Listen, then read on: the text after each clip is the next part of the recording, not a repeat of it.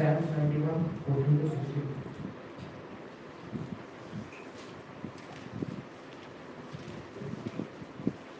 Because he holds fast to me in love, I will deliver him, I will protect him, because he knows my name.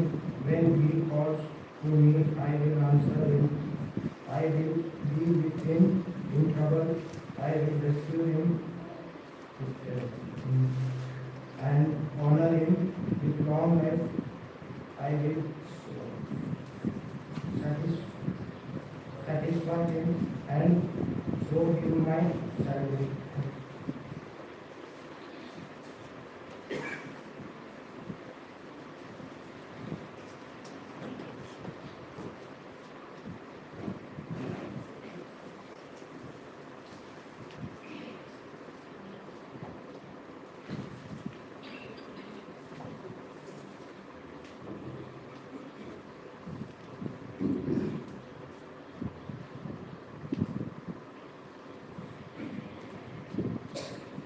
మనమందరం కలిసి 2 కొరింథీయులకు రాసిన పత్రిక 4వ అధ్యాయం 16-17 వచనాలు అందరం కలిసి చదువుకుందాం. ನಾವೆಲ್ಲರೂ ಸೇರಿ 2 ಕೊರಿಂಥ 4ನೇ ಅಧ್ಯಾಯ 16-17 ವಚನವನ್ನು ನಾವೆಲ್ಲರೂ ಸೇರಿ ಓದೋಣ. 16-17 వచనాలు చదువుకుందాం. 2 కొరింథీయులకు రాసిన పత్రిక 4వ అధ్యాయం 2ನೇ ಕೊರಿಂಥದಲ್ಲಿ ಬರೆದ ಪತ್ರಿಕೆ 4ನೇ ಅಧ್ಯಾಯ 16ನೇ ವಚನ 17ನೇ ವಚನ అందరం కలిసి చదువుకుందాం. ನಾವೆಲ್ಲರೂ ಸೇರಿ ಓದಿಕೊಳ್ಳೋಣ. కావున మేము అధైర్యపడము, మా బాహ్య పురుషుడు కృషించుతున్న ఆంతర్య పురుషుడు దినదినం నూతనపడుతున్నారు. మేము దృశ్యమైన వాటిని చూడక అదృశ్యమైన వాటిని నిదానించి చూస్తున్నాం కనుక 18 వచనం చదువుతున్నాం. క్షణమాత్రముందు మా చులకని శ్రమ మా కొరకు అంతకంతకు ఎక్కువగా నిత్యమైన మహిమ భారము కలగజేస్తుంది. పోయిన వారము మనము ఈ గొప్ప సంగతిని మనము ధ్యానించుకున్నాం. ಕಳೆದ ವಾರ ನಾವು ಈ ಶ್ರೇಷ್ಠವಾದಂತ ವಿಷಯವನ್ನು ನಾವು ಧ್ಯಾನ ಮಾಡಿದ್ದೇವೆ. అన్యులకు క్రైస్తవులకు ఉన్నటువంటి గొప్ప వ్యత్యాసం ఏంటిది? ಅನ್ಯರಿಗೂ ಮತ್ತು ಕ್ರೈಸ್ತರಿಗೆ ಇರುವಂತಹ ದೊಡ್ಡ ವ್ಯತ್ಯಾಸವೇನು? అన్యులు దృశ్యమైన వాటిని చూస్తూ ఉంటున్నారు. ಅನ್ಯರು ಕಾಣುವಂಥದ್ದನ್ನು ಲಕ್ಷಿಸುವವರಾಗಿದ್ದಾರೆ. అయితే క్రైస్తవులు అదృశ్యమైన వాటిని చూస్తూ ఉంటున్నారు. ಆದರೆ ಕ್ರೈಸ್ತನು ಕಾಣದೇ ಇರುವಂತಹದನ್ನು ನೋಡುವಂತವನಾಗಿದ್ದಾನೆ.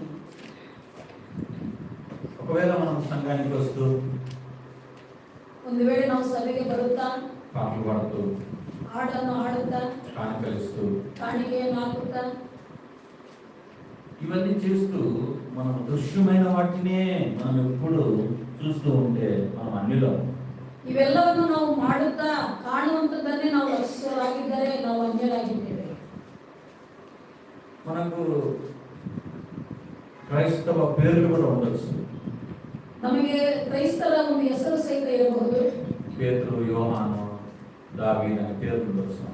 ಪೇತ್ರನು, ಯೋಹಾನನು, ದಾವೀದನು ಎಂಬಂತ ಹೆಸರುಗಳು ಸಹ ಇರಬಹುದು. పేర్లతో కాదు మనం క్రైస్తవం కానీ క్రైస్తవం కాదు అని నిర్ణయించేది. ಹೆಸರುಗಳಿಂದ ಅಲ್ಲ ನಾವು ಕ್ರೈಸ್ತರಲ್ಲವೋ ಎಂಬುದಾಗಿ ನಿರ್ಣಯಿಸುವಂತದ್ದು. మనం దృశ్యమైన వాటిని చూస్తూ ప్రేమిస్తూ వాటి వెంట మనము వెళ్తున్నామా, లేకపోతే అదృశ్యమైన వాటిని మనం చూస్తూ ఉంటున్నామా? ಕಾಣುವಂತದ್ದನ್ನು ನಾವು ನೋಡುತ್ತಾ ನಾವು ಹೋಗ್ತಾ ಇದೀವಾ, ಕಾಣದೇ ಇರುವಂತವುಗಳನ್ನು ನಾವು ನೋಡುತ್ತಾ ಹೋಗ್ತಾ ಇದ್ದೇವಾ? ఈ విషయము మనలను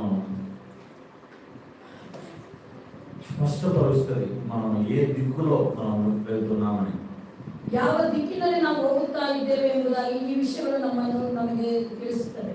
ఏది ఆత్మీయమైన సంఘం? ಯಾವುದು ಆತ್ಮಿಕವಾದಂತಹ ಒಂದು ಸಭೆ? ఆత్మీయ నాయకుడు ఎవరు? ಆತ್ಮಿಕ ನಾಯಕರು ಯಾರು? ఆత్మిక నాయకులు అదృశ్యమైన వాటిని చూపించేవారు. ఆత్మీయ నాయకులు ಆತ್ಮಿಕ ನಾಯಕರು ಯಾರೆಂದರೆ ಅವರು ಕಾಣದೇ ಇರುವಂತದ್ದನ್ನು ತೋರಿಸುವಂತವರಾಗಿದ್ದಾರೆ. దయ్యాలు వెళ్ళగొట్టడం ఏంటిది? ದೆವ್ವಗಳನ್ನು ಬಿಡಿಸುವಂತದ್ದು ಏನದು? అదృశ్యమైనదా దృశ్యమైనదా? ಕಾಣುವಂತದ್ದು ಕಾಣುವಂಥದ್ದ, ಕಾಣದೇ ಇರುವಂಥದ್ದ? దృశ్యమైంది. ಅದು ಕಾಣುವಂಥದ್ದು.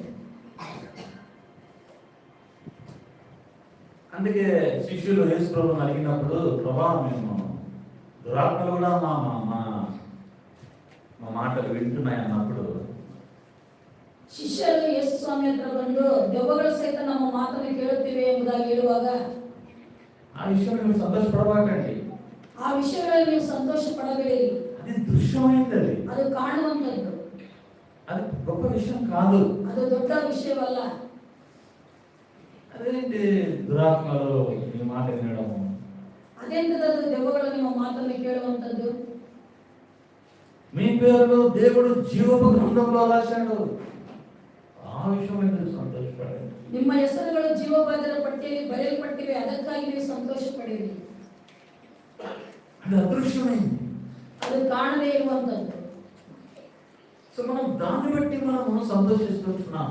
ನಾವು ಅವುಗಳ ವಿಷಯಗಳಲ್ಲಿ ನಾವು ಸಂತೋಷ ಪಡುವವರಾಗಿದ್ದೇವೆ. ఎవరో మన మాట వింటున్నారని ಯಾರೋ ನಮ್ಮ ಮಾತುಗಳು ಕೇಳುತ್ತಾ ಇದ್ದಾರೆ ಎಂಬುದಾಗಿ సంతోషపడము, ಸಂತೋಷ ಪಡುವಂಥದ್ದು. ఎవరో మన మాట వినడం లేదని దుఃఖపడము, ಯಾರೋ ನಮ್ಮ ಮಾತನ್ನು ಕೇಳುತ್ತಿಲ್ಲ ಅಂತೇಳಿ ನಾವು ದುಃಖ ಪಡುವಂಥದ್ದು. రెండు తప్పే. ಎರಡು ತಪ್ಪಾಗಿದೆ. మన మాట ఎవరైనా వినలేదనుకోండి, ನಮ್ಮ ಮಾತು ಯಾರನ್ನು ಕೇಳದೇ ಇದ್ದರೆ దేవునికి అప్పచెప్పాలంతే.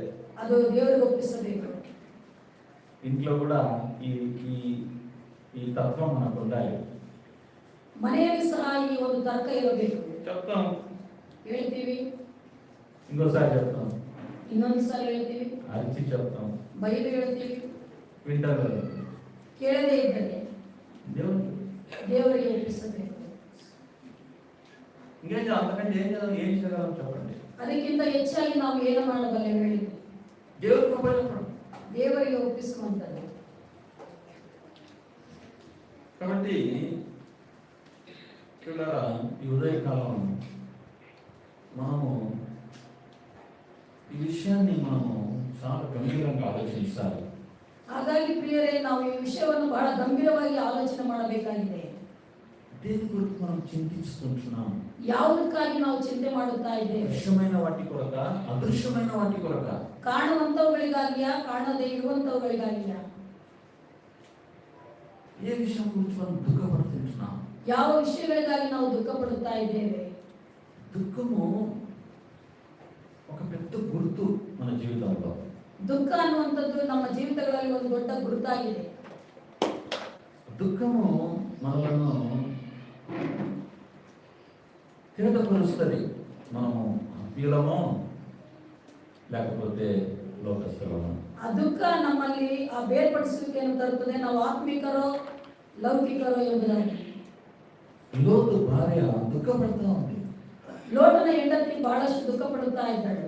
దేవుడు చాలా స్పష్టంగా చెప్పాడు, అమ్మ చూడొద్దు దాని వైపు. ದೇವರು ಬಹಳ ಸ್ಪಷ್ಟವಾಗಿ ಹೇಳಿದರು, ಹಿಂತಿರುಗಿ ನೋಡಬೇಡ ಎಂಬುದಾಗಿ. అది దృశ్యమైనవన్నీ, ಅವೆಲ್ಲವೂ ಕಾಣುವಂತವುಗಳು. దాని విషయం చింతించొద్దు నువ్వు. ಅದರ ಬಗ್ಗೆ ನೀವು ಹೆಚ್ಚು ಚಿಂತೆ ಮಾಡಬೇಡ. వెళ్ళిపోగలడు. ಇಲ್ಲಿಂದ ಹೊರಟು ಹೋಗು. ఇంత ప్రేమతో దేవుడు ఈ మాటలు చెప్పాడు. ಎಷ್ಟು ಪ್ರೀತಿಯಿಂದ ಈ ಮಾತನ್ನು ದೇವರು ಎಚ್ಚರಿಸಿದರು. అక్కడ ఎంతో మంది స్త్రీలు ఉన్నారు, ಅಲ್ಲಿ ಎಷ್ಟೋ ಜನ ಸ್ತ್ರೀಯರಿದ್ದರು. నాకు చెప్పలేదు ఈ మాట దేవుడు. ಅವರೆಲ್ಲರೊಟ್ಟಿಗೆ ದೇವರು ಈ ಮಾತನ್ನು ಆಡಲಿಲ್ಲ. లోతు భార్యతో చెప్పాడు, ಲೋಟನ ಹೆಂಡತಿಯ ವಿಷಯದಲ್ಲಿ ఒక ಹೇಳಿದರು. స్త్రీకి చెప్పాడు, ಒಬ್ಬ ಸ್ತ್ರೀ ಬಗ್ಗೆ ಮಾತ್ರ ಹೇಳಿದರು, అమ్మ నీకు తిరిగి చూడొద్దు, ನೀನು ಹಿಂತಿರುಗಿ ನೋಡಬೇಡ. దుఃఖపడతా ఉన్నాను. ಆಕೆಗೆ ದುಃಖ ಆಗ್ತಾ ಇದೆ. చూడండి, దృశ్యమైన వాటి కొరకు మనము దుఃఖపడడం. ಕಾಣುವಂತವುಗಳಿಗಾಗಿ ನಾವು ದುಃಖ ಪಡುವಂಥದ್ದು. Sorrow is a real indicator of our spiritual condition. దుఃఖము మన ఆత్మీయ నిజ స్వరూపాన్ని తెలిపేటువంటిది. ದುಃಖ ಅನ್ನುವಂಥದ್ದು ನಮ್ಮ ಆತ್ಮೀಯ ನಿಜ ಸ್ಥಿತಿಯನ್ನು ಬಯಲುಪಡಿಸುವಂಥದ್ದಾಗಿದೆ. వారం చూశాము, ఆ యొక్క స్త్రీ యేసు ప్రభువుని కలిసి అడుగుతా ఉంది, నా ఇద్దరు కుమారులు నీ కుడి వైపున నీ ఎడమ వైపున కూర్చోాలి ప్రభా. ಕಳೆದ ವಾರ ನಾವು ನೋಡಿಕೊಂಡ್ವಿ, ಜೆಬೆದಾಯನ ಮಕ್ಕಳ ತಾಯಿ ಎಡಗಡೆ ಒಬ್ಬರು ಬಲಗಡೆ ಒಬ್ಬರನ್ನ ಸಿಂಹಾಸನದಲ್ಲಿ ಕೂತುಕೊಳ್ಳಬೇಕು ಎಂಬಂತ ಬಯಕೆಯನ್ನು ಆಕೆ ಕೇಳಿದಳು. చాలా మంది స్త్రీలు వచ్చారు యేసు ప్రభు దగ్గరికి. ಯೇಸು ಸ್ವಾಮಿ ಬಳಿಗೆ ಅನೇಕ ಸ್ತ್ರೀಯರು ಬಂದಿದ್ದರು. ప్రభా, నా కుమార్తె బాగలేదు, నన్ను స్వస్థపరచు. ನನ್ನ ಮಗಳಿಗೆ ಹುಷಾರಿಲ್ಲ, ಅವಳನ್ನು ಸ್ವಸ್ಥಪಡಿಸು ಎಂಬುದಾಗಿ. ప్రభా, నా పిల్లలు ముట్టు ప్రభా వారిని. ನನ್ನ ಮಕ್ಕಳನ್ನು ಮುಟ್ಟು ಕರ್ತನೆ ಎಂಬುದಾಗಿ. అంటే ఏమైంది? ఏమడుగుతా ఉంది? ಆದರೆ ಈಕೆ ಏನನ್ನು ಕೇಳುತ್ತಾ ಇದ್ದಾಳೆ? నిజంగా చాలా ప్రోత్సాహం, ఆమెను చూస్తే చాలా ప్రోత్సాహం అవుతా. ಆಕೆಯನ್ನು ನೋಡಿದರೆ ನಮಗೆ ಬಹಳಷ್ಟು ಉತ್ತೇಜನ ಆಗುತ್ತಾ ಇರುತ್ತದೆ. ఆమెకుండేటువంటి ప్రశ్న ఏంటంటే, నా కుమారుడు ఎక్కడ కూర్చుంటారు పరలోకంలో? ಆಕೆಗೆ ಇರುವಂತ ಪ್ರಶ್ನೆ ಏನಂತಂದ್ರೆ, ಪರಲೋಕದಲ್ಲಿ ನನ್ನ ಮಕ್ಕಳು ಎಲ್ಲಿ ಕೂತ್ಕೊಳ್ಳುತ್ತಾರೆ ಎಂಬುದಾಗಿ. అంటే పరలోకంలో చేరాలని నేను అనుకుంటాను కదా, అనుకుంటా ఉన్నాము. ಆಗಲೇ ಅವರು ಪರಲೋಕದಲ್ಲಿ ಇದ್ದಾರೆ ಎಂಬುದಾಗಿ ಆಕೆ ನೆನೆಸುತ್ತಾ ಇದ್ದಳು. ఆమె ఏమన్నాడు, ప్రభు నా కుమారుడు పరలోక రాజ్యానికి వస్తారా లేదని అడగాల. ಆಕೆ ಬಂದು ಪರಲೋಕ ರಾಜ್ಯಕ್ಕೆ ನನ್ನ ಮಕ್ಕಳು ಬರ್ತಾರಾ ಇಲ್ವಾ ಅಂತೇಳಿ ಕೇಳಬೇಕು. ఆ దొంగడు అడిగాడు కదా, నీ రాజ్యంలో నన్ను చేర్చుకో. ಆ ಕಳ್ಳನು ಕೇಳಿದ ಹಾಗೆ, ನಿನ್ನ ಪರದೇಶದಲ್ಲಿ ನನ್ನನ್ನು ಸೇರಿಸಿಕೋ ಎಂಬುದಾಗಿ. ప్రభు నా కుమారులను నీ రాజ్యంలో చేర్చుకొని అడగాల. ನನ್ನ ಮಕ್ಕಳನ್ನು ನನ್ನ ರಾಜ್ಯದಲ್ಲಿ ಸೇರಿಸಿಕೋ ಎಂಬುದಾಗಿ ಕೇಳಬೇಕು. అది కూడా అడగటం లేదా? ಹಾಗೂ ಸಂಘ ಆಕೆ ಕೇಳ್ತಾ ಇಲ್ಲ, నా కుమారులు ఎక్కడ కూర్చోవాలి పరలోకంలో? ಪರಲೋಕದಲ್ಲಿ ನನ್ನ ಮಕ್ಕಳು ಎಲ್ಲಿ ಕೂತುಕೊಳ್ಳಬೇಕು ಕರ್ತನೆ? అంటే మన నిత్యత్వంతో నిండి ఉంది పిల్లలు. ಆಕೆ ನಿತ್ಯತ್ವದಲ್ಲಿ ತುಂಬಿ ತುಳುಕುತ್ತಾ ಇದ್ದಳು. చాలాసార్లు మనం ఆ నిత్యత్వాన్ని పోగొట్టుకుంటా ఉంటాం. ಅನೇಕ ಸಾರಿ ನಾವು ಆ ನಿತ್ಯತ್ವವನ್ನು ನಾವು ಕಳೆದುಕೊಳ್ಳುತ್ತಾ ಇರ್ತೇವೆ. చిన్న చిన్న విషయాలకు ఆత్మీయ సంతోషాన్ని పోగొట్టుకుంటా ఉంటాం మన జీవితంలో. ಚಿಕ್ಕ ಚಿಕ್ಕ ವಿಷಯಗಳಿಗೆ ನಾವು ಆತ್ಮಿಕವಾದ ಸಂತೋಷವನ್ನು ನಾವು ಕಳೆದುಕೊಳ್ಳುತ್ತಾ ಇರ್ತೇವೆ. ఉప్పు లేదని, నూనె లేదని, ಉಪ್ಪಿಲ್ಲ ಎಣ್ಣೆ ಇಲ್ಲ ಎಂಬುದಾಗಿ. చాలా దురదృష్టకరం. ಬಹಳ ದುಃಖಕರವಾದ ಸಂಗತಿ. వీటి కోసం మనం చాలా దుఃఖపడుతూ ఉంటాం. ಅನೇಕ ಸಾರಿ ಇವುಗಳಿಗಾಗಿ ನಾವು ಹೆಚ್ಚು ದುಃಖ ಪಡುತ್ತಾ ಇರ್ತೇವೆ. దేవుడికి చాలా దుఃఖం అవుతుంది. ఆయన పిల్లలు ఉప్పు కోసం, నూనె కోసం, చిన్న చిన్న విషయాల కోసం మనం ఏడవడం, అదేం చెప్తుందంటే, మనం దృశ్యమైన వాటిని మనం ప్రేమిస్తున్నామని చెప్తాము. ಚಿಕ್ಕ ಚಿಕ್ಕ ವಿಷಯಗಳಿಗಾಗಿ ಅಳುವಂಥದ್ದು, ಎಣ್ಣೆಗಾಗಿ ಉಪ್ಪಿಗಾಗಿ ಅಳುವಂಥದ್ದು, ಕಾಣುವಂಥವುಗಳ ಮೇಲೆ ಲಕ್ಷ್ಯವಿಟ್ಟ ಹಾಗೆ. అయితే భక్తులు అంటున్నారు ఇక్కడ, మేము అదృశ్యమైన వాటిని నిదానించి చూస్తున్నాం. ಇಲ್ಲಿ ಭಕ್ತರು ಹೇಳುತ್ತಾ ಇದ್ದಾರೆ, ಕಾಣದೇ ಇರುವಂತವುಗಳನ್ನು ನಾವು ನಿಧಾನಿಸಿ ನೋಡುತ್ತಾ ಇದ್ದೇವೆ ಎಂಬುದಾಗಿ. వాళ్ళే ఆత్మీయులు, ಅವರೇ ಆತ್ಮೀಯರು. అటువంటి సంఘం చిన్న సంఘం ఉండొచ్చు, ಅಂತ ಒಂದು ಸಭೆ ಚಿಕ್ಕ ಸಭೆಯಾಗಿರಬಹುದು. అదృశ్యమైన వాటిని చూసేటువంటి సంఘం, ಕಾಣದೇ ಇರುವಂತವುಗಳನ್ನು ನೋಡುವಂತ ಒಂದು ಸಭೆ, అది ఆత్మీయ సంఘం. ಅದೇ ಆತ್ಮಿಕವಾದಂತ ಒಂದು ಸಭೆ. దాని అర్థం మనము దృశ్యమైన వాటిని మనం ధృవీకరించడం లేదు. ಅದರ ಅರ್ಥ ನಾವು ಕಾಣುವಂತವುಗಳನ್ನು ನಾವು ನಿರಾಕರಿಸುತ್ತಾ ಇಲ್ಲ. చూడండి, యేసు ప్రభు కానాను వివాహంలో ఆయన ఏం చేశాడు? నీళ్లను ద్రాక్షరసంగా మార్చాడు. ನೋಡಿರಿ, ಕಾನಾ ಮದುವೆಯಲ್ಲಿ ಯೇಸು ಸ್ವಾಮಿ ನೀರನ್ನು ದ್ರಾಕ್ಷರಸವಾಗಿ ಮಾರ್ಪಾಟು ಮಾಡಿದ್ದಾರೆ. అది దృశ్యమైంది, ಅದು ಕಾಣುವಂತದ್ದು, అదొక అవసరం, ಅದು ಅವಶ್ಯಕತೆ ಇತ್ತು. కాబట్టి యేసు ప్రభు సంపూర్ణంగా త్రోసిపుచ్చడంలే దృశ్యమైన వాటిని. ಯೇಸು ಸ್ವಾಮಿ ಸಂಪೂರ್ಣವಾಗಿ ಅದನ್ನು ಅಳ್ಳಗಳೆಯುತ್ತಾ ಇಲ್ಲ. ఇంకొక స్థలంలో చూస్తున్నాం, అయ్యో వీరు ఇంటికి వెళ్ళేటప్పుడు పడిపోతారేమో మధ్యలో, వీరికి ఏమన్నా ఏం చేయండి, ఆహారాన్ని అనుగ్రహించండి. ಇನ್ನೊಂದು ಕಡೆ ಹೇಳ್ತಾರೆ, ಇವರು ಮನೆಗೆ ಹೋಗುವಾಗ ಎಲ್ಲರೂ ಬಿದ್ದು ಹೋಗ್ತಾರೆ ಅನ್ನೋ ಸುಸ್ತಾಗಿ ಇವರಿಗೆ ಊಟದ ವ್ಯವಸ್ಥೆ ಮಾಡಿರಿ ಎಂಬುದಾಗಿ ಹೇಳಿದರು.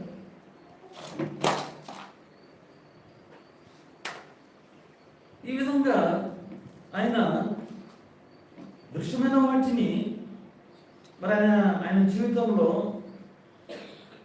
వాటిని మనస్కరిస్తూ ఉన్నాడు. ಆತನ ಜೀವಿತದಲ್ಲಿ ಕಾಣುವಂತವುಗಳ ಬಗ್ಗೆ ಆಲೋಚನೆ ಮಾಡ್ತಾ ಇದ್ದರು. ఒక స్థలం ఆయన నిద్రిస్తూ ఉన్నాడు. ಒಂದು ಸ್ಥಳದಲ್ಲಿ ನಾವು ನೋಡ್ತೀವಿ, ಆತನು ನಿದ್ರೆ ಮಾಡುತ್ತಾ ಇದ್ದನು. మనుషుల వలె, ಮನುಷ್ಯರ ಹಾಗೆ. నిద్ర కూడా అవసరం మనకు. ನಿದ್ದೆಯು ಸಹಿತ ಅವಶ್ಯಕತೆ ಇತ್ತು ಆತನಿಗೆ. యేసు ప్రభు కూడా నిద్ర అవసరం ఉన్నది. ಯೇಸು ಸ್ವಾಮಿಗೂ ಸಹಿತ ನಿದ್ರೆ ಅವಶ್ಯಕತೆ ಇತ್ತು.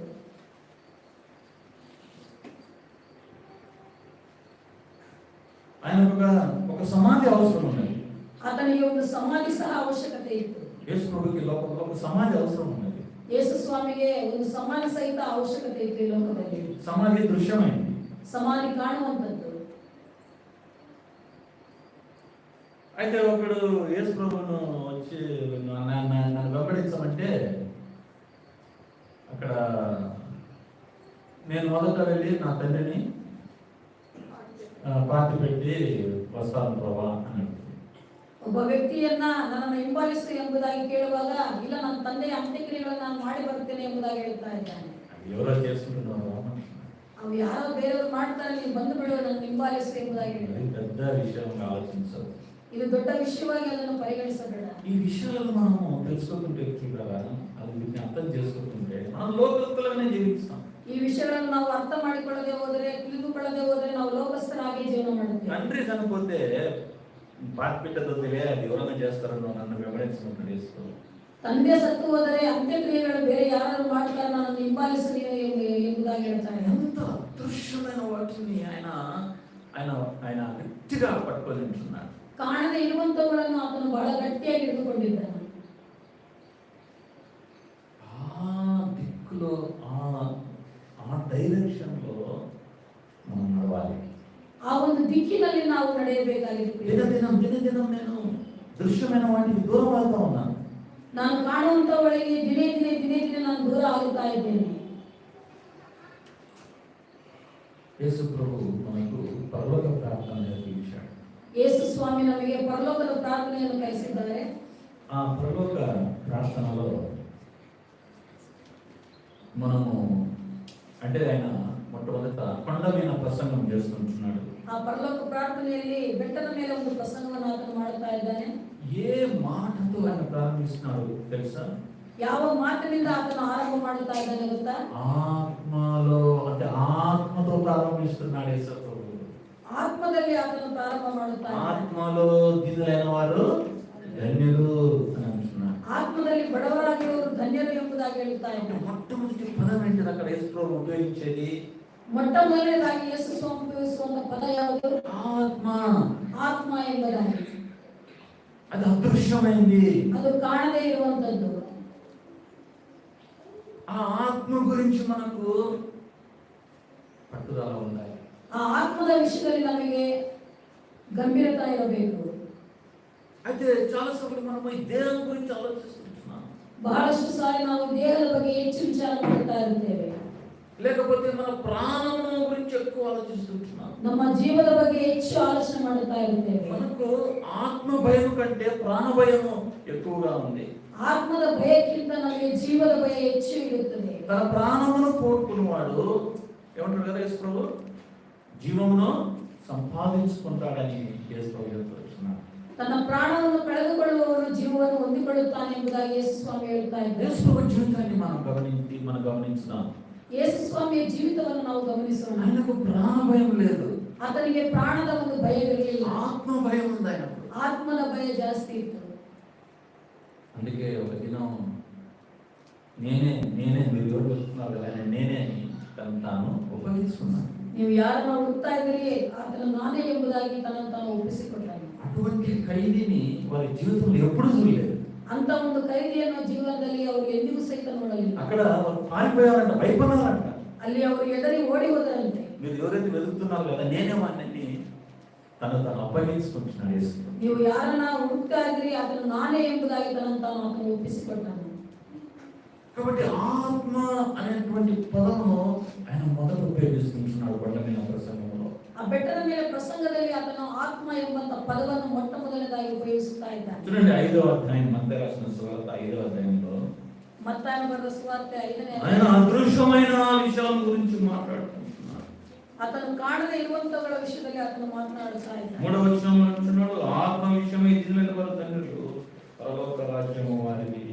ಆತ್ಮದಲ್ಲಿ ಬಡವರಾಗಿರುವವರು ಧನ್ಯರು, ಪರಲೋಕ ರಾಜ್ಯವು ಅವರದು. 8వ వచనం అంటున్నాడు, హృదయ శుద్ధి గల వారు ధన్యులు, వారు దేవుని చూచెదరు అన్నటువంటి మాటలు మనం చూస్తాం. ನಿರ್ಮಲ ಚಿತ್ತರು ಧನ್ಯರು, ಅವರು ದೇವರನ್ನು ನೋಡುವರು ಎಂಬಂತ ಮಾತನ್ನು ನೋಡುತ್ತೇವೆ. 10వ వచనం అంటున్నాడు, నీతి నిమిత్తము హింసింపబడవారు ధన్యులు, పరలోక రాజ్యము వారిది అని మనం చూస్తాం. 10ನೇ ವಚನದಲ್ಲಿ ನಾವು ನೋಡುವಾಗ ನೀತಿಯ ನಿಮಿತ್ತವಾಗಿ ಹಿಂಸೆಯನ್ನು ತಾಳಿಕೊಳ್ಳುವವರು ಧನ್ಯರು, ಪರಲೋಕ ರಾಜ್ಯವು ಅವರದು ಎಂಬುದಾಗಿ. సో కొండ మీద చేసినటువంటి ఆ గొప్ప ప్రసంగంలో ఆయన అదృశ్యమైన వాటి గురించి ఆయన మాట్లాడుతూ ఉంటున్నారు. ಬೆಟ್ಟದ ಮೇಲೆ ಮಾಡಿದಂತ ಪ್ರಸಂಗದಲ್ಲಿ ಆತನು ಕಾಣದೇ ಇರುವಂತವುಗಳ ವಿಷಯದಲ್ಲಿ ಆತನು ఆ యొక్క దేవుని రాజ్యం గురించి ఆయన మాట్లాడుతూ ఉంటున్నారు. ಆ ದೇವರ ರಾಜ್ಯದ ಬಗ್ಗೆ ಹೆಚ್ಚಾಗಿ ಮಾತನಾಡುತ್ತಾ ಇದ್ದಾನೆ. మనం అదృశ్యమైన వాటిని మనము నిజంగా వెతుకుతూ ఉంటే ಕಾಣದೇ ಇರುವಂತವುಗಳನ್ನು ನಾವು ನಿಜವಾಗಲು ಬಯಸುವುದಾದರೆ దీనులైన ನಾವು ದೀನರಾಗಿರುತ್ತೇವೆ. మొట్టమొదటి యేసు చెప్పినటువంటి మాట ఏంటంటే ఆత్మలో దీనులైన వారు. ಮೊಟ್ಟ ಮೊದಲನೇದಾಗಿ ಯೇಸು ಸ್ವಾಮಿ ಹೇಳಿದಂತ ಮಾತುಗಳು ಆತ್ಮದಲ್ಲಿ ಬಡವರಾಗಿರುವ ಧನ್ಯರು ಎಂಬುದಾಗಿ. రెండోది హృదయ శుద్ధి గలవారు. ಎರಡನೆಯದಾಗಿ ಹೃದಯ ಶುದ್ಧಿ ಉಳ್ಳವರು ಎಂಬುದಾಗಿ. ఎవరిలో ఈ అణువులు ఈ యొక్క ఆత్మీయ విషయాలు దినదినము వారు ఈ మార్గంలో వారు ప్రయాణిస్తున్నారు, వారు దేవుని యొక్క మార్గంలో ఉన్నారని మనం గుర్తించవచ్చు. ಯಾರು ದಿನೇ ದಿನೇ ಇಂಥ ಮಾರ್ಗದಲ್ಲಿ ನಡೆಯುತ್ತಾ ಇದ್ದಾರೋ ಅವರು ದೇವರ ಮಾರ್ಗದಲ್ಲಿ ಇದ್ದಾರೆ ಎಂಬುದಾಗಿ ನಾವು ಗುರುತಿಸಬಹುದು. నీతి నిమిత్తము హింసింపబడేవారు, ನೀತಿಯ ನಿಮಿತ್ತವಾಗಿ ಹಿಂಸೆಗೆ ಒಳಗಾಗುವಂತವರು. నీతిగా జీవించేటప్పుడు కొద్దిగా హింస ఉంటుంది మన జీవితంలో. ನೀತಿಯುಳ್ಳವರಾಗಿ ನಾವು ಜೀವಿಸುವಾಗ ಕೆಲವು ಹಿಂಸೆಗಳು ನಮಗೆ ಎದುರಾಗುತ್ತವೆ. అనీతిగా నడవం మనం. ಅನೀತಿವಂತರಾಗಿ ನಾವು ನಡೆಯುವುದಿಲ್ಲ. ఒక భార్య చాలా నీతివంతంగా ఉంటుంది తన భర్త విషయంలో. ಒಬ್ಬ ಹೆಂಡತಿ ಗಂಡನ ವಿಷಯದಲ್ಲಿ ಬಹಳ ನೀತಿವಂತಳಾಗಿರುತ್ತಾಳೆ. ఆ భర్త కూడా భార్యతో నీతివంతంగా ఉంటాడు. ಗಂಡನು ಸಹ ಹೆಂಡತಿ ವಿಷಯದಲ್ಲಿ ಬಹಳ ನೀತಿವಂತನಾಗಿರುತ್ತಾನೆ. సంఘంలో కూడా మనం నీతివంతులుగా జీవించడం చాలా ప్రాముఖ్యం. ಸಭೆಯಲ್ಲಿ ಸಹ ನಾವು ನೀತಿವಂತರಾಗಿ ಜೀವಿಸುವಂತದ್ದು ಬಹಳ ಪ್ರಾಮುಖ್ಯವಾಗಿದೆ. అయితే దానికోసం హింసింపబడుతున్నాం. ಆದರೆ ಅದಕ್ಕಾಗಿ ನಾವು ಹಿಂಸೆಗೆ ಒಳಗಾಗುತ್ತಿದ್ದೇವೆ. పరలోక రాజ్యము అటువంటి వారిని ప్రభు చెప్తున్నాడు. పరలోక రాజ్య ఇంతవరదే ఎంబుదాಗಿ స్వామి ಹೇಳ್ತಾರೆ. 12వ వచనంలో అంటున్నాడు, సంతోషించి ఆనందించుడి, పరలోకమందు మీ ఫలము అధికమగును, ఇలాగున వారు మీకు పూర్వ మందుండిన ప్రవక్తలను హింసించిరి. 12వ ವಚನ ನಾವು ಗಮನಿಸಬಹುದು. ಸಂತೋಷ ಪಡಿರಿ, ಉಲ್ಲಾಸ ಪಡಿರಿ, ಪರಲೋಕದಲ್ಲಿ ನಿಮಗೆ ಬಹಳ ಫಲ ಸಿಕ್ಕುವುದು. ನಿಮಗಿಂತ ಮುಂಚೆ ಇದ್ದ ಪ್ರವಾದಿಗಳನ್ನು ಹೀಗೆ ಹಿಂಸೆ ಪಡಿಸಿದರಲ್ಲ. కాబట్టి మనం అదృశ్యమైన వాటిని మనము చూస్తూ ఉంటే ఆ నీతిని మనం ఎప్పుడు అవలంబించుకుంటూ ఉంటాం. ನಾವು ಕಾಣದೇ ಇರುವಂತವುಗಳನ್ನು ನಾವು ನೋಡುವಂತವರಾಗಿದ್ದರೆ ಯಾವಾಗಲೂ ನಾವು ನಮ್ಮ ನೀತಿಯನ್ನು ಅನುಸರಿಸ್ತಾ ಇರ್ತೇವೆ. నీతిగా జీవించేటప్పుడు కొద్దిగా డబ్బును మనం పోగొట్టుకోవాల్సి వస్తుంది. ನಾವು ನೀತಿಯುಳ್ಳವರಾಗಿ ನಾವು ಜೀವಿಸುವಾಗ ಸ್ವಲ್ಪ ಹಣವನ್ನು ಸಹಿತ ಕಳೆದುಕೊಳ್ಳಬೇಕಾಗುತ್ತದೆ. పర్వాలేదు, డబ్బును పోగొట్టుకుందాం, ಪರವಾಗಿಲ್ಲ, ಹಣವನ್ನು ಕಳೆದುಕೊಳ್ಳೋಣ. దేవుడు మనకు ఆ ప్రతిఫలం దయచేస్తాడు. ದೇವರು ನಮಗೆ ಆ ಪ್ರತಿಫಲವನ್ನು ಕೊಡುತ್ತಾನೆ. అబ్రహాము పోగొట్టుకున్నాడు, ಅಬ್ರಹಾಮನು ಕಳೆದುಕೊಂಡನು. ఆ మంచి భాగమును లోతు ఏర్పరచుకున్నాడు. ಒಳ್ಳೆಯ ಭಾಗವನ್ನು ಲೋಟನು ಆರಿಸಿಕೊಂಡನು. పర్వాలేదు అబ్రహాము, ಪರವಾಗಿಲ್ಲ ಎಂಬುದಾಗಿ ಹೇಳಿದನು ಅಬ್ರಹಾಮ. ఎందుకంటే అబ్రహాము నీతివంతుడు. ಯಾಕೆಂದರೆ ಅಬ್ರಹಾಮನು ನೀತಿವಂತನಾಗಿದ್ದನು. కాబట్టి మనం నీతివంతులుగా జీవించేటప్పుడు కొంతమంది మనల్ని హింసిస్తారు. ಕೆಲವು ಸಾರಿ ನಾವು ನೀತಿವಂತರಾಗಿ ಜೀವಿಸುವಾಗ ನಮ್ಮನ್ನು ಕೆಲವರು ಹಿಂಸೆ ಪಡಿಸುತ್ತಾರೆ. నీతి మార్గమును నేర్చుకున్నప్పుడు కొంతమంది మనల్ని గేలి చేస్తారు.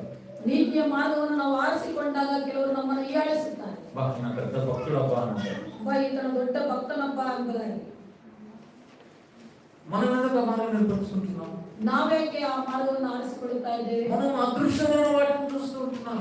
ನಾವು ಕಾಣದೇ ಇರುವಂತವುಗಳನ್ನು ಲಕ್ಷಿಸುವವರಾಗಿದ್ದೇವೆ.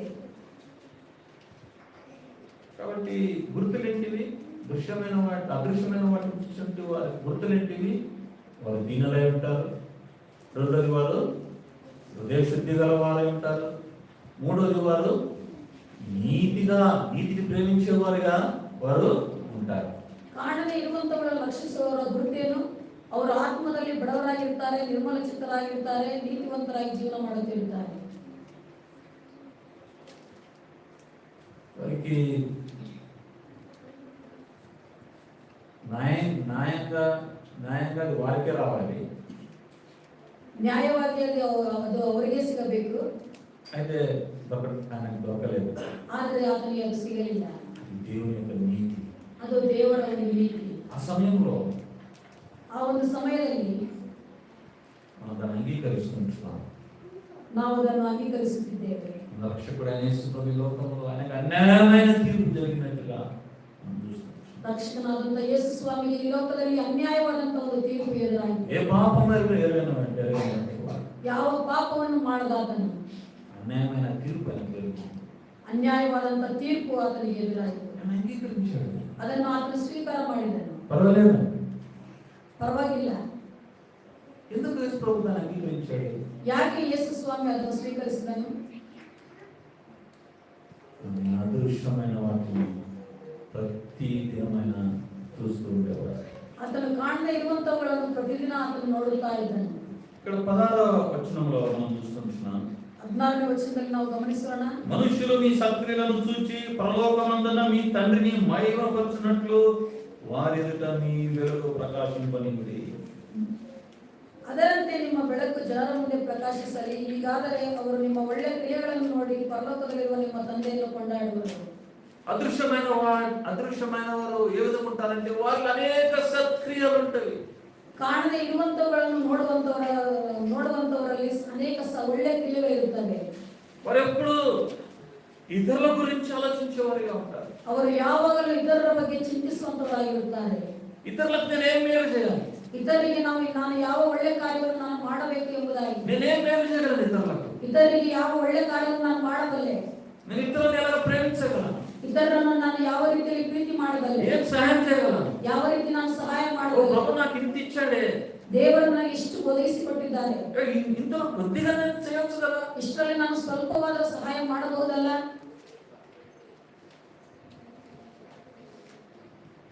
సత్క్రియలతో మనము నిండి ఉండాలి. ಒಳ್ಳೆ ಕ್ರಿಯೆಗಳಿಂದ ನಾವು ತುಂಬಲ್ಪಟ್ಟವರಾಗಿರಬೇಕು ಪ್ರಿಯರೇ. సిటీ స్టడ్ అని ఒక గొప్ప భక్తుడు, ಸ್ಟೀಟ್ ಸ್ಟಡ್ ಎಂಬಂತ ಒಬ್ಬ ದೊಡ್ಡ ಭಕ್ತನು, ఆయన అంతర్రాష్ట్రీయ క్రికెట్ పందెంలో ఆడేవాడు. ಅಂತಾರಾಷ್ಟ್ರೀಯ ಕ್ರಿಕೆಟ್ ಆಟಗಾರನಾಗಿದ್ದನು. చాలా పేరు తెచ్చినటువంటి వాడు. ಒಳ್ಳೆಯ ಹೆಸರುವಾಸಿಯಾದಂಥ ವ್ಯಕ್ತಿ. రక్షింపబడినాడు, ಆತನ ರಕ್ಷಣೆ ಹೊಂದಿದನು, దేవుని తెలుసుకున్నాడు, ದೇವರನ್ನು ತಿಳಿದುಕೊಂಡನು, దేవుని వాక్యాన్ని చదువుతున్నాడు. ದೇವರ ವಾಕ್ಯವನ್ನು ಓದುತ್ತಾ ಇದ್ದನು. ఒక దినం ప్రభు ఆయనను చైనా దేశానికి వెళ్ళి సేవ చేయడానికి పిలిచారు. ಒಂದು ದಿನ ದೇವರು ನೀನು ಚೈನಾ ದೇಶಕ್ಕೆ ಹೋಗಿ ಸುವಾರ್ತೆಯನ್ನು ಸಾರಬೇಕು ಎಂಬುದಾಗಿ ಹೇಳಿದನು.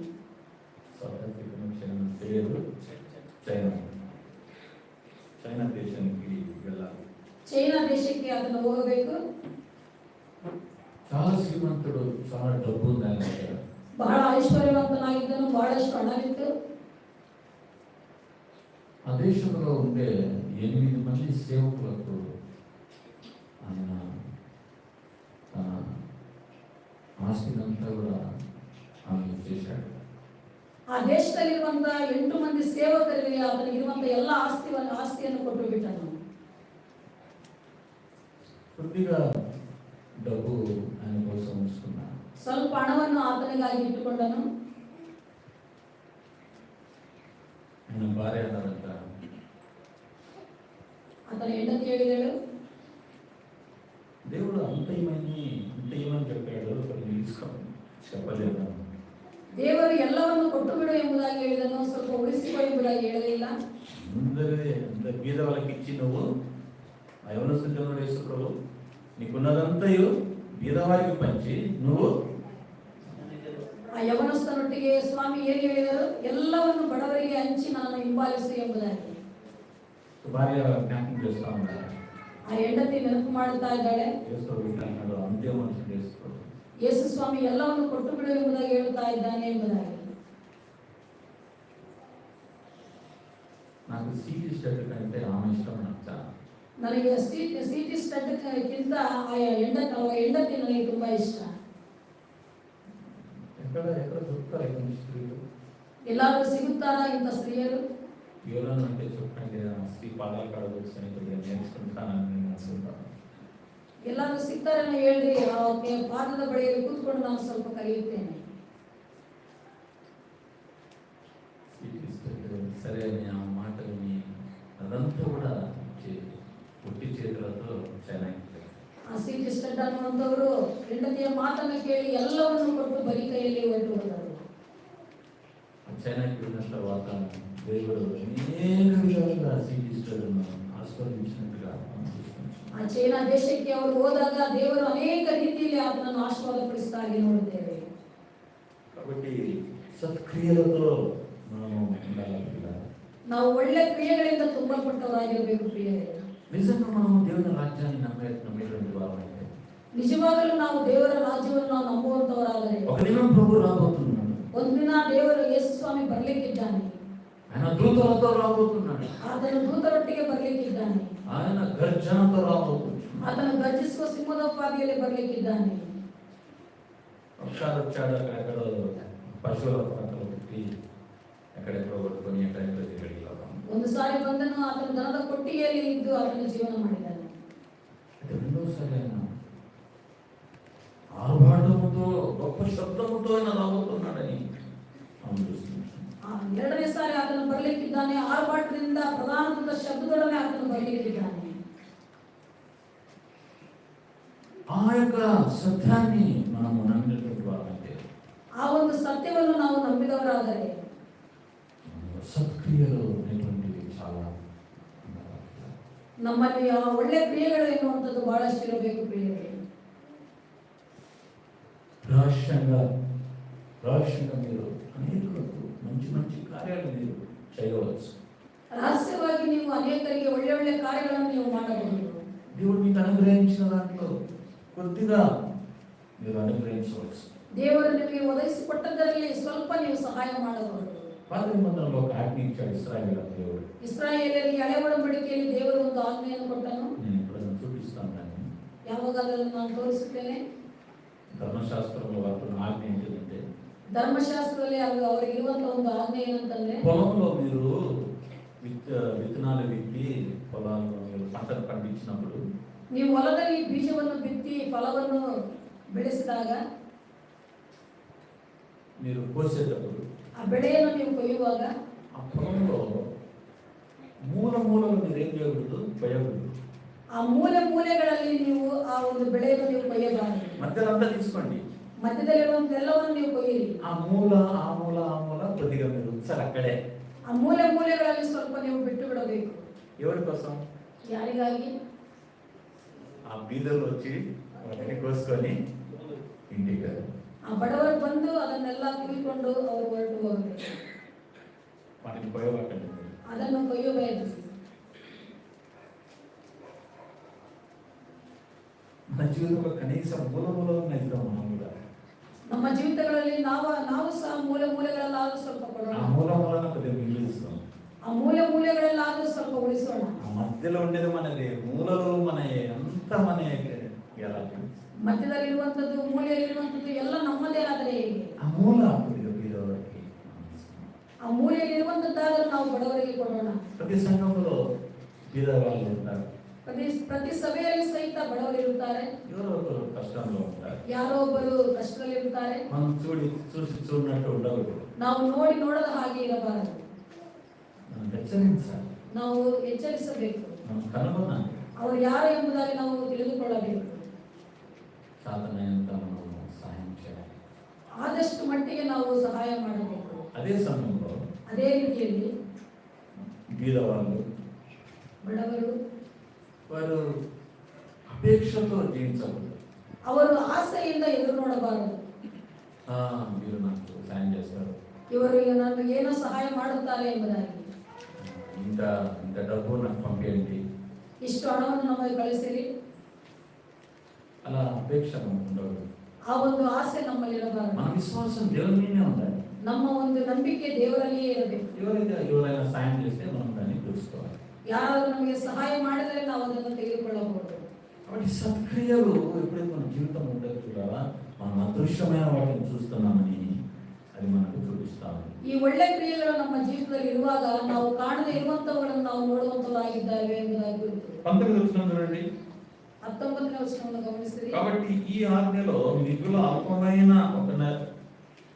ఒక దానినైనా మీరు మీరి మనుషులకు అలాగ చేసి బోధించబడేవాడు వాడు పరలోక రాజ్యంలో మిగుల అయితే వాటిని గైకొని బోధించబడేవాడు వాడు పరలోక రాజ్యంలో గొప్పవాడనబడును.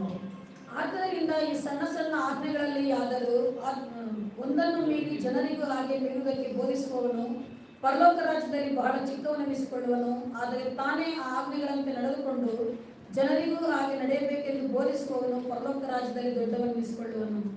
కాబట్టి అదృశ్యమైన వాటిని చూసేవాడు దేవుని ఆజ్ఞలకు నేను గైకొనాలని ఎప్పుడు ఆశించేవాడిగా ఉంటాడు. ಕಾಣದೆ ಇರುವಂತವುಗಳನ್ನು ಲಕ್ಷಿಸುವಂತವನು, ದೇವರ ಆಜ್ಞೆಗಳನ್ನು ಕೈಕೊಳ್ಳುವವನು.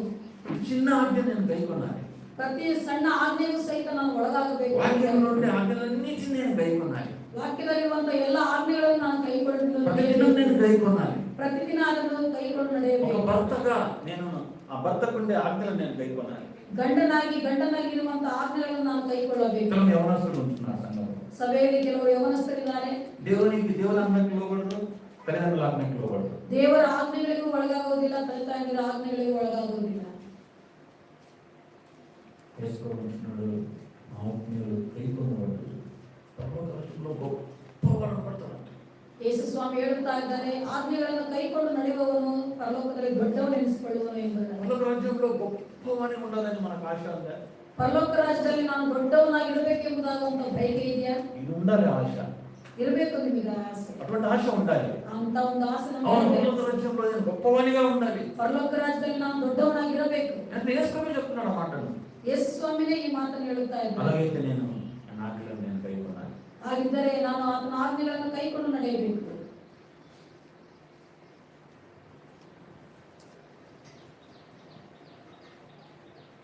పరలోక ప్రార్థనలు కూడా మనం చూసుకుంటున్నాం.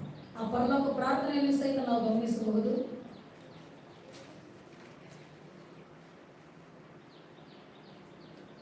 ఇక్కడ అవర్ ఫాదర్ ఇన్ హెవెన్ అంటే పరలోకంలో ఉన్న మా తండ్రి. ಪರಲೋಕದಲ್ಲಿರುವಂತ ನಮ್ಮ ತಂದೆಯೇ. ఆ మొదటి మాట పిల్లల సంబంధమును చూపిస్తా ఉంది. ಆ ಮೊದಲನೇ ಮಾತು ದೇವರಿಗೆ ನಮಗಿರುವಂತ ಒಂದು ಸಂಬಂಧವನ್ನು ತೋರಿಸುವಂತದ್ದಾಗಿದೆ.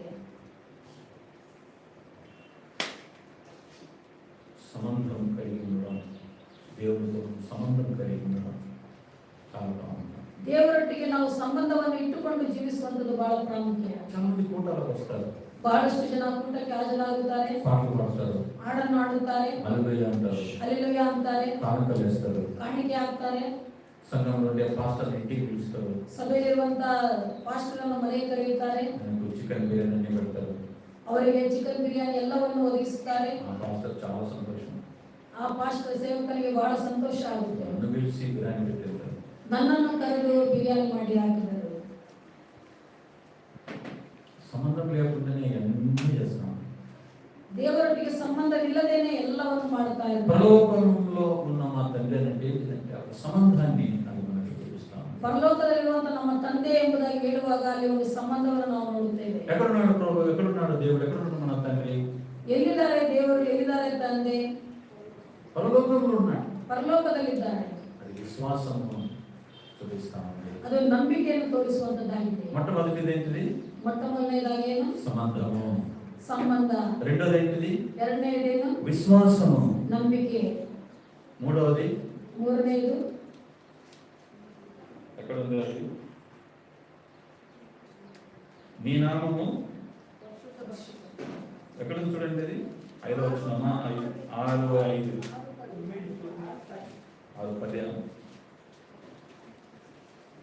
నీ నామము పరిశుద్ధపరచబడును గాక.